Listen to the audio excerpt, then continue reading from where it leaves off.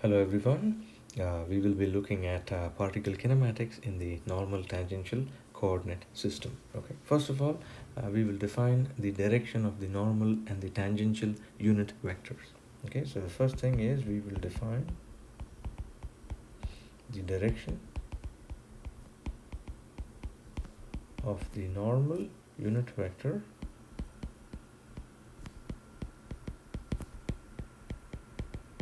which will be called as E suffix n, and the tangential unit vector E suffix t. Okay, and this is a key thing to keep a note of, because we're going to be looking at normal tangential coordinate frames pretty much throughout the semester, especially when we hit rigid body motion. Okay, all right, so how do I do this? I consider an arbitrary trajectory. Okay, so here is an arbitrary trajectory. Okay, so I'm starting here and I'm going somewhere there. Okay, so this is an arbitrary trajectory or path of a particle. Okay, and I'm going to consider different points along the path of this particle. So I'm going to consider a point right here, I'm going to consider a point right there, maybe I'm going to consider a point right there on the trajectory of the particle.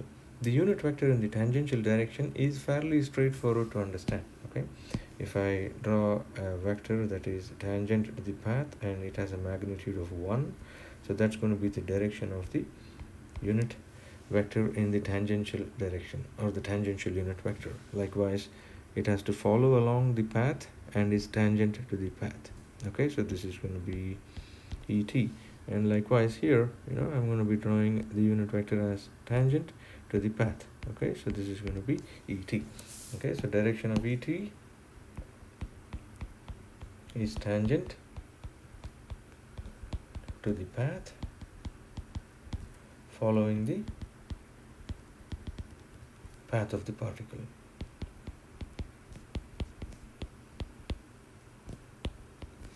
Okay, so at any point in time, if you want to draw the tangential unit vector, it's tangent to the path of the particle.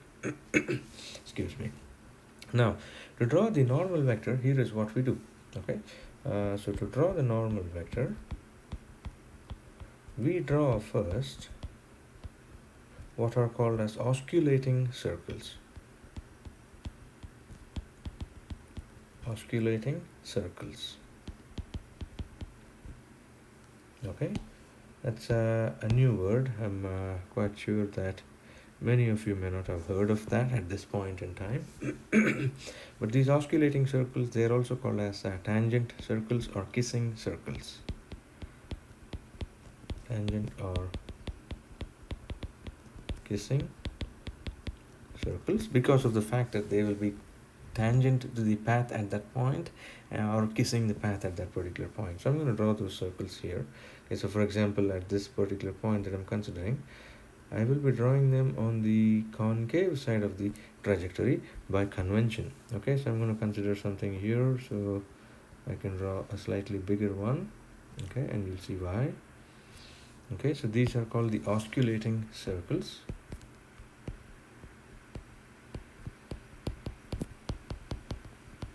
Osculating circles or circle. Okay, now this circle will have a center, right, like all circles do. This circle will also have a center. Okay, the general convention is that by convention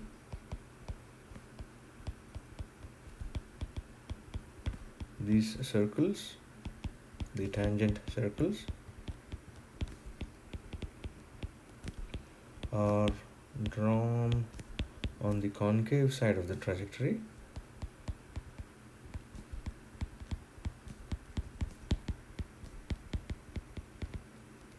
Okay, this is by convention purely because the people who came up with this idea decided to do it that way, and then it has been historically held to be true. Okay, all right, now if I draw the direction of the unit normal vector, it will be pointing towards the center of this path, of this circle. Okay, so that's going to be the direction of the unit normal vector. Likewise, This is going to be the direction of the unit normal vector. And what do you know? The unit tangential and the unit normal vectors are perpendicular to each other, and they lie on the same plane. Okay, so the direction of En then, direction of En will be pointing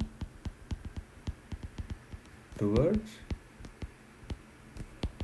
the center of the osculating circle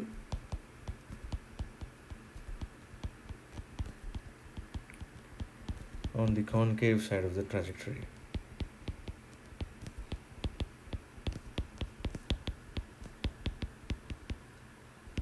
Why concave and not convex is because of convention. Okay, because I said so, right? Almost like that. All right. The other thing that I want to point out here is, okay, the radius of these osculating circles will tell you the local radius of curvature of the path. Okay, so if I say the radius of this circle here is going to be some radius rho 1, okay, this radius here is going to be some other radius, okay, that's going to be maybe rho 2. Okay, so rho 1, rho 2, these are all the radii of these tangent circles. Okay, so that's my third point. Okay, so rho 1, rho 2, etc., the Greek letter rho, these are the radii of the tangent circles, will denote the local radius of curvature at any point along the trajectory of the path of the particle. All right, and keep in mind that if you have a straight line, the radius of curvature is infinite. Okay, or the curvature is the inverse of the radius of the curvature. Okay, so these are the local radius of curvature. All right, so what do I want to do next is I want to look at the kinematic quantities of velocity and acceleration in the normal tangential coordinate frame. Okay, so my next step is, so we shall look at velocity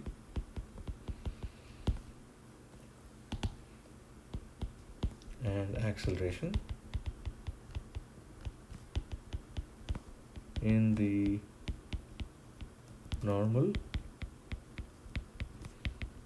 tangential system. Okay, we had previously looked at velocity, acceleration, and all these position vectors also, of course, in the Cartesian coordinate frame, but now we're going to be looking at it in the normal tangential coordinate frame. Okay, so first thing, so I'm going to take this and write the statement onto the next line, because I'm almost done with this page here. Okay, so that's something that I want to note down here. Okay, I'm going to consider a particle traveling along some arbitrary path. Okay, so consider a particle along an arbitrary path. Okay, this is the path of the particle. I'm going to go from bottom to top. Okay, so this is path of the particle.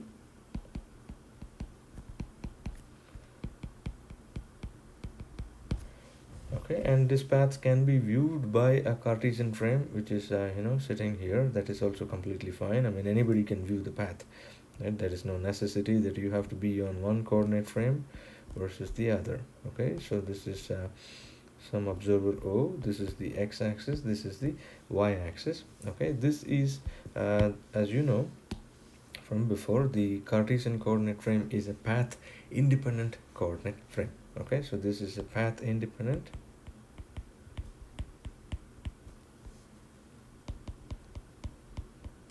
frame. Okay, frame meaning coordinate frame. Okay, now I'm going to consider 2 points on the trajectory of this particle. I'm just exaggerating the things that you'll be seeing here, because I want to draw the figures a little better. Okay, so I'm going to consider a particle at some point in time. So this is particle at some point in time p of t. Okay, and then it is the same particle at some point in time, p of t plus dt. Okay, so particle was initially here, particle is now there. Okay, the distance from p of t to p of t plus dt, I'm going to say is a distance ds. Okay, so as particle travels from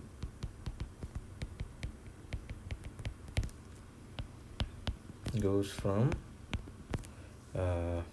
p of t to p of t plus dt in a time dt, which is an infinitesimal time, right?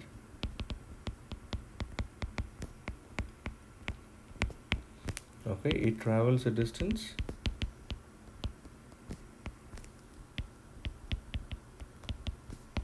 ds. Okay, and that distance I'll be marking very soon in another figure. Okay, now at any point on this trajectory, of course, you're going to have the normal and the tangential unit vector. So at this point, I'm going to have the tangential unit vector drawn in the following manner. Okay, so this is the tangential unit vector, a little more so that it's a little clearer. Okay, this is kind of disconcerting, right? When you want something to be drawn carefully, it doesn't do it as much. All right, I got it. Then so this is going to be the tangential vector at the point in time t, so I'm going to call it as e of t. Okay, and at some other point, next point in time, I'm going to say that, okay, hey, this is the tangential unit vector e of t plus dt, or I'm just going to call it as et prime. Okay, okay, and I'm going to write them down. Okay, so et is the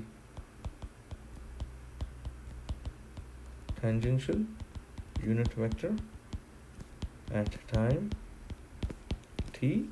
Okay, and then et prime is the tangential unit vector at time t plus dt.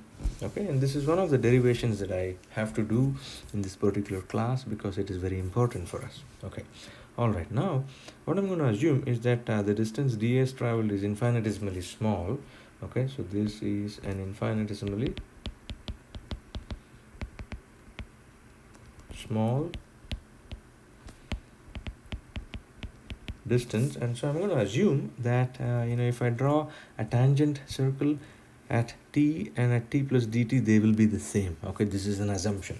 Okay, and it is okay because it is a very, very small time period. Okay, so if I'm going to draw a tangential circle at these 2 points in time, okay, so I'm going to assume that, okay, so assume that the circle drawn is tangent to both p of t and p of t plus dt. Okay, this is because dt is very, very small. Okay, but this is still an assumption. Okay, so that's something that you want to keep a note of. Okay, so once I do that, then this circle is going to have a certain radius, right? So this is the center of the circle. Okay, and I'm going to join them by these lines. So this is the center of the circle, which I'm joining here, and then here is the center of the circle as well. Okay, which I'm joining by this straight line here, and it is very obvious for you to notice that, okay, if I'm joining the center to the point that I'm considering, then that direction has to be the normal direction. Of course, it is drawn a little exaggerated.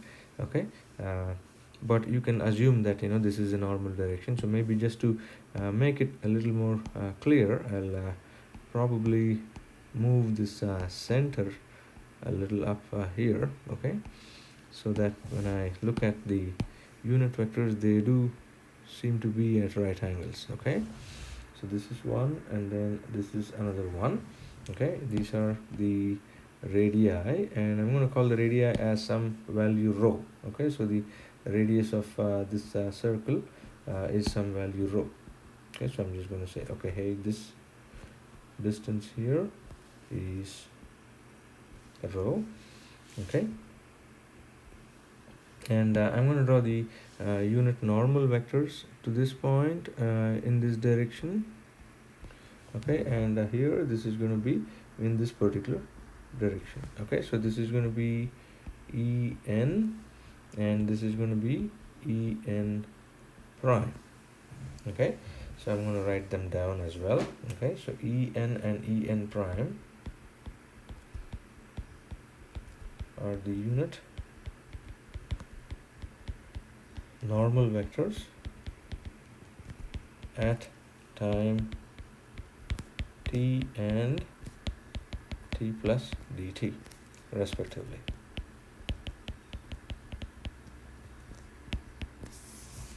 Alright, so far so good, right? And I'm going to call the angle that I see inside here as an angle d theta. Okay, so this angle here, I'm going to call that angle as d theta. Excuse me. And the distance traveled, as I said, so starting from here going all the way down to there, I might need a different color for that distance. So let me see if this is visible. Okay, so this is supposed to be not a straight line but almost an arc length. So if I look at that distance, I'm going to call that distance as ds. Okay, so that distance is ds. All right. And if you want, you can have a slightly magnified view of this, and that's probably what I'm going to be doing. I'm going to take this and maybe have a magnified view of things shown here. Okay, so let me try doing that. Doesn't make it as big, but let me bring it onto the next page and let me magnify the view that you're seeing here. Okay, and I can probably get rid of some of these things. All right, and so our aim, before I go to the next figure, and I'm going to look at the next figure very soon, our aim is to find the velocity and the acceleration in the normal tangential coordinate frame. Okay, all right, so how do we do that? Okay, so you start off by looking at the velocity at any point in time, right? Its magnitude times the unit vector. So the velocity is fairly straightforward to obtain. At any point in time, it's going to be v times et. Okay, so velocity at any time instant. Okay, so the velocity vector is going to be vt times e of t. Okay, this is the representation of the velocity vector in the normal tangential coordinate frame. And that's about it. Okay, it's as easy as that. All right, but then how do you do the acceleration vector? Here is what we do. Okay, so this is the first step, right?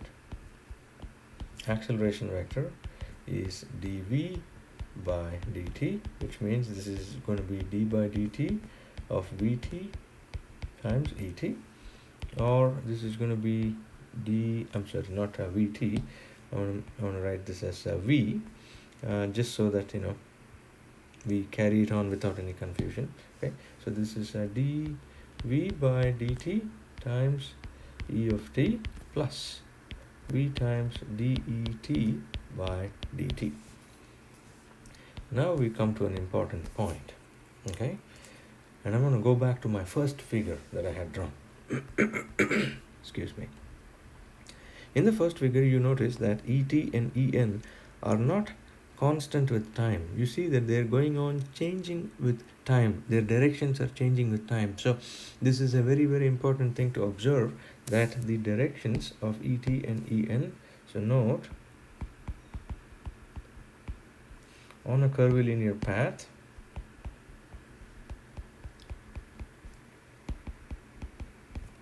et and en change directions continually.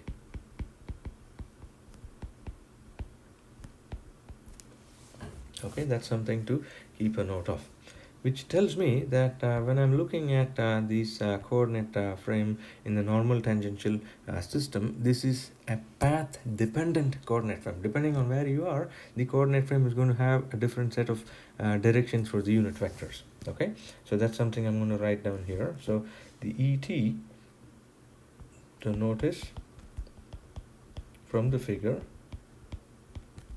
that the ET-EN is a path dependent unit vector system. Okay, and something that I also wanted to note in the initial part of our figure is that if I go back there, ET and EN are mutually perpendicular to each other. Okay, so maybe another quick note here is that ET and EN are perpendicular to each other, and they are also on the same plane. Okay, that's something that is quite obvious because you're doing planar motion anyways. Okay, all right, so ET and EN now form a path dependent unit vector system, which means that the normal tangential coordinate system, so this implies that the normal tangential system is a path dependent coordinate frame. Okay, that's very, very important because in the previous situation we did Cartesian coordinate frames which were path independent. Now these are path dependent, and many problems, the major situation to consider is, okay, hey, do I do this from a Cartesian perspective or a path dependent perspective? Okay, and that's something we'll talk about when we go on to solving problems. Okay, so I go back to my acceleration expression. I'm going to bring that down here. Okay, so I have this creature. Okay, so what do I do is the following. Okay, so I have acceleration is equal to what I had done down there, dv by dt. I'm going to write it as v dot. Okay, if you want, you can write this as v dot et plus v times det by dt. Okay, so now the question is this: how to find det? Okay, and here is how we do it. Okay, so I'm going to take this en and et, en prime and et prime, and I'm going to pin them together by their tails. And one thing I want to make a note of is that this is a 90-degree angle, and this is also a 90-degree angle. This is an exaggerated view. Okay, so this is exaggerated view. Okay, I'm going to take those and then pin them together by their tails. Okay, so here is what you'll see. So I had ET, and then I had EN, which was perpendicular to that. Okay, and then I'm going to write them down in a minute. Okay, this is ET prime, and then here is something that is perpendicular to that. Okay, so this was ET prime.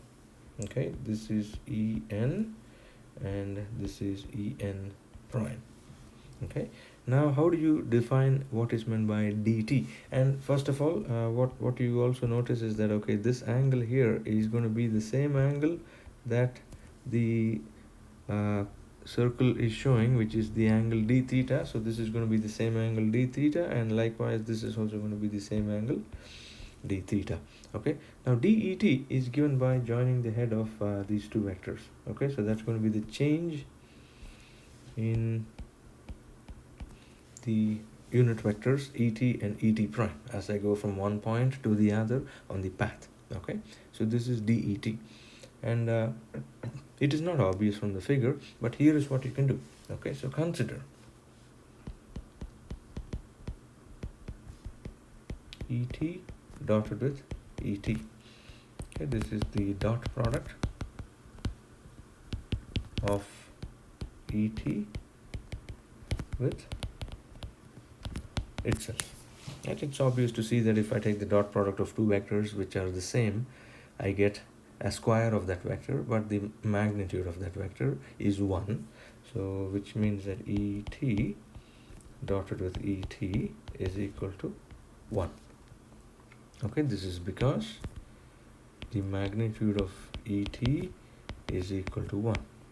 Okay, now I'm going to differentiate both sides. Okay, what can I see? If I differentiate with respect to time, dotted with ET, this is going to be d by dt of 1. D by dt of 1 is obviously 0, right? So which means that I can get rid of this guy. So this is going to be gone, which tells me that, okay, hey, d by dt of et dotted with et is equal to 0. Okay, then if I go on to the next page, and you'll see dot product is commutative. So due to commutative property, okay, we can do the following. Okay, so this is going to be det by dt dotted with et plus, I'm using the product rule, det by dt is equal to 0, but then dot product is commutative, so this is essentially saying that det by dt dotted with et plus det by dt dotted with et is equal to 0, or it tells me that, okay, hey, det by dt dotted with et is equal to 0. If I add them up, it's 2. The factor of 2 does not make any difference to me. Okay, but essentially what it is telling me is that, hey, there is a vector det and there is a vector et, their dot product is 0, which means that these two vectors have to be perpendicular to each other. Okay, so this tells us that det by dt and et are perpendicular to each other.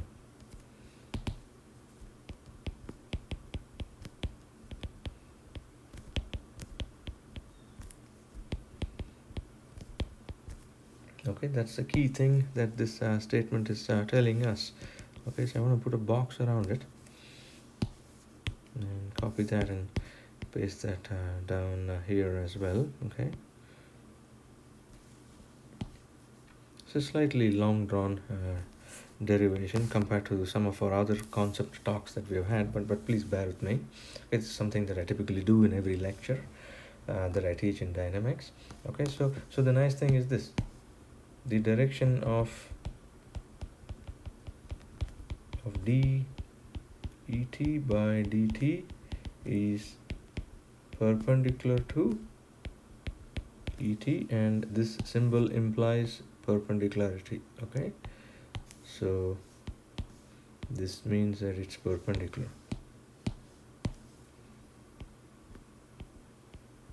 Okay, and what is the direction perpendicular to et? En, right? But En is perpendicular to et, which implies that det by dt is along the En direction. Okay, this is a key point. Okay, now I come to another aspect of the problem. So here is what I can say. Okay, so this means that det by dt is equal to its magnitude. I can do this for any vector, right? Times the direction of det by dt. dt is a scalar, so det is the only vector. Direction of det is along En. Okay, which means that I can write this as det by dt is equal to the magnitude times En. Okay, so this is what we have obtained so far. Now I'm going to take a look at our figure here. Okay, I come back to our figure here, and you see that ds can be related to rho and d theta. Okay, so ds, I can say, is rho times d theta. Okay, this is a basic relationship from geometry. Okay, the arc length is the radius times the angle that is subtended. Okay, so that's something you know. Then I can also come to this figure here, and I'm going to copy this figure. Okay, I'm going to copy that, and I'm going to paste that here. Okay, I can approximate it. Okay, so by approximation,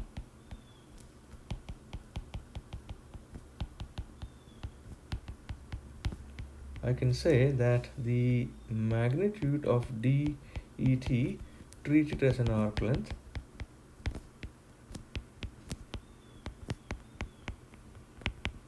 okay, which means that the magnitude of DET is the magnitude of ET times d theta, or it's also the magnitude of ET prime times d theta. Either one is fine.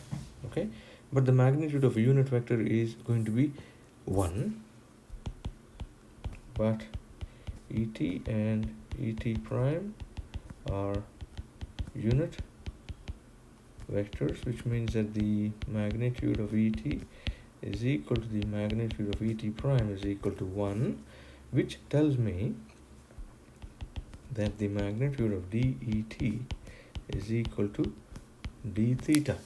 Okay, so that's an important statement as well. So here is one important line, and then here was another important line as well, right? And if I combine those two together, here is what I end up having. Okay, then this tells me that dEt by dt is equal to the magnitude of dEt times En, which is going to be d theta by dt En. Now, we know that ds is rho times d theta. Okay, this is something that we saw from here. As I travel back up, ds is rho times d theta. Okay, you can, if you want, write that statement down here too. So ds is rho times d theta. Okay, then what do? Instead of d theta, I'm going to substitute in terms of ds and rho. Okay, so which means that dEt by dt is actually, and if I say okay, d theta is then ds by rho, so this is going to be ds by rho times dt En. Okay, because I'm going to be substituting for d theta. Okay, which tells me, but ds by dt is the velocity.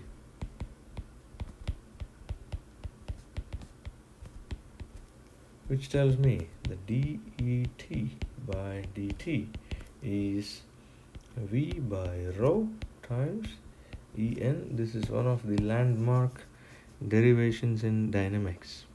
Okay, of course, I guess it's in more sense it's a landmark derivation in geometry, and we make use of that in dynamics, but this is really important. Okay, which means now I can go back to my acceleration vector. Acceleration vector was dv by dt et, and then v times det by dt, which means that substitute, I'm going to have acceleration as v dot et, right? Because this dv by dt can be written as v dot. Okay, and if I substitute for det by dt, I'm going to get this as v square over rho En.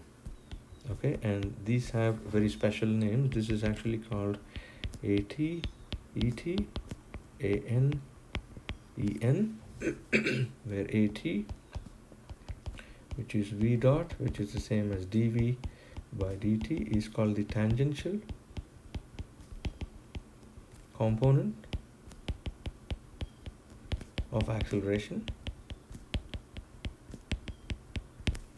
Okay, and then an, which is v squared by rho, this is called the normal component of acceleration, or it has a more famous name. Okay, this is also called as centripetal acceleration.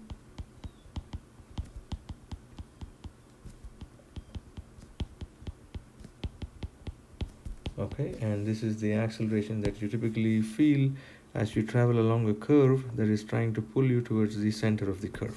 Okay, so this acceleration will always try to pull you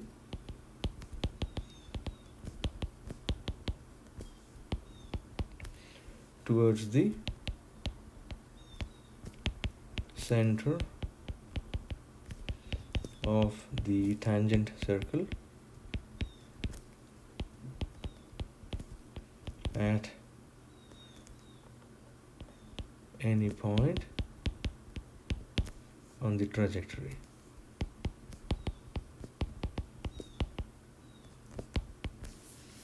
All right, and so in summary we have the following.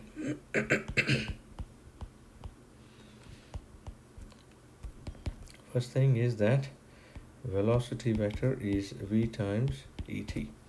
Okay, which means that velocity is not having a component in the normal direction. Okay, so velocity,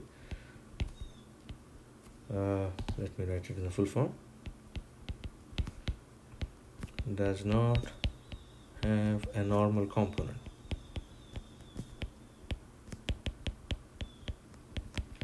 Then the other thing that you have come across is det by dt is going to be ds by rho dt en, or this is going to be v by rho en. And then the third thing is acceleration is v dot et v squared by rho en. Okay, and these are all true in the normal tangential coordinate frame. All right, thank you for your patience. Slightly longer lecture, but I hope it has been useful to you. Bye bye.